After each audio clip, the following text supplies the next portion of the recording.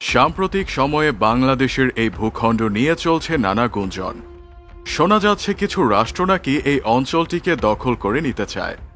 দেশ বিদেশে আলোচনার কেন্দ্রবিন্দু হয়ে উঠেছে স্থানটি। সামাজিক যোগাযোগ মাধ্যম থেকে শুরু করে বিভিন্ন শ্রেণীর মানুষের মাঝেও তাই এই অঞ্চল নিয়ে তৈরি হয়েছে নানা প্রশ্ন। মূলত এটি একটি দ্বীপ। ভৌগোলিকভাবে এই জায়গা তিনটি অংশে বিভক্ত।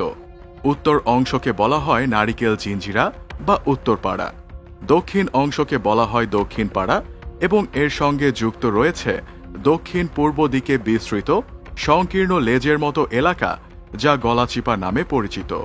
দ্বীপের দক্ষিণে 100 থেকে 500 বর্গমিটার আয়তনের ছোট দ্বীপাঞ্চল রয়েছে। এই অংশকে ডাকা হয় ছেড়াদিয়া। এতক্ষণে হয়তো অনেকে আন্দাজ করতে পেরেছেন এটি কোন ভূখণ্ড। বলছিলাম সেন্ট মার্টিনের কথা।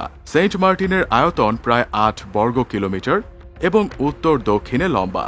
দ্বীপটির 3 দিকের ভিত শিলা জোয়ারের সময় তলিয়ে যায়, আবার ভাটার সময় জেগে ওঠে। এই জায়গাগুলো ধরলে আয়তন হবে প্রায় 10 থেকে 15 বর্গ কিলোমিটার। দ্বীপটির পূর্ব, দক্ষিণ ও পশ্চিম দিকে অগণিত শিলাস্তূপ রয়েছে। উত্তর পশ্চিম দিক জুড়ে রয়েছে প্রায় 10 থেকে 15 কিলোমিটার প্রবাল প্রাচীর। ঠিক কবে প্রথম এই দ্বীপটিকে মানুষ শনাক্ত করেছিল সে ব্যাপারে সঠিক কোনো তথ্য জানা যায় না। প্রথম দিকে কিছু আরব বণিক এই দ্বীপটির নামকরণ করেছিল জিঞ্জিরা। তারা চট্টগ্রাম থেকে দক্ষিণ পূর্ব এশিয়ায় যাতায়াতের সময় এই দ্বীপটিকে বিশ্রামের জন্য ব্যবহার করত। কালক্রমে চট্টগ্রাম এবং সেই সংলগ্ন মানুষ এই দ্বীপকে জিঞ্জিরা নামেই চিনত। 1890 সালের দিকে কিছু বাঙালি এবং রাখাইন সম্প্রদায়ের মানুষ এই দ্বীপে বসতি স্থাপনের জন্য আসে। এরা ছিল মূলত মৎস্যজীবী। যতটুকু জানা যায়, প্রথম অধিবাসী হিসেবে বসতি স্থাপন করেছিল 13টি পরিবার। এরা বেছে নিয়েছিল দ্বীপটির উত্তরাংশ। কালক্রমে এই দ্বীপ বাঙালি অধ্যুষিত এলাকায় পরিণত হয়। আগে থেকেই এই দ্বীপে কেয়া এবং ঝাউ গাছ ছিল। সম্ভবত বাঙালি জেলেরা পানির অভাব এবং ক্লান্তি দূর করার জন্য প্রচুর পরিমাণ নারকেল গাছ এই দ্বীপে রোপণ করেছিল। কালক্রমে পুরো দ্বীপটি একসময় নারকেল গাছ প্রধান দ্বীপে পরিণত হয়। স্থানীয় অধিবাসীরাও তাই এই দ্বীপের উত্তর অংশকে নারিকেল জিঞ্জিরা নামে ডাকতে শুরু করে।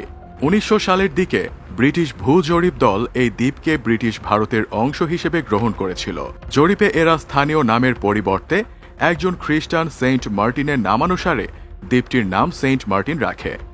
এরপর ধীরে ধীরে এই অঞ্চলের বাইরের মানুষের কাছে দ্বীপটি সেন্ট মার্টিন নামেই পরিচিতি লাভ করতে থাকে।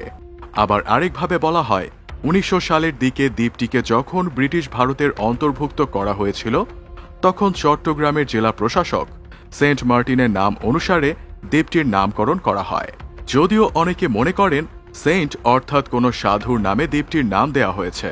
যদিও দ্বীপটিতে খ্রিস্টান জনবসতি এবং কোনো গির্জা না থাকায় একজন সাধুর নামে দ্বীপটির নামকরণ সঠিক ইতিহাস নয় বলেই ধারণা করা হয়।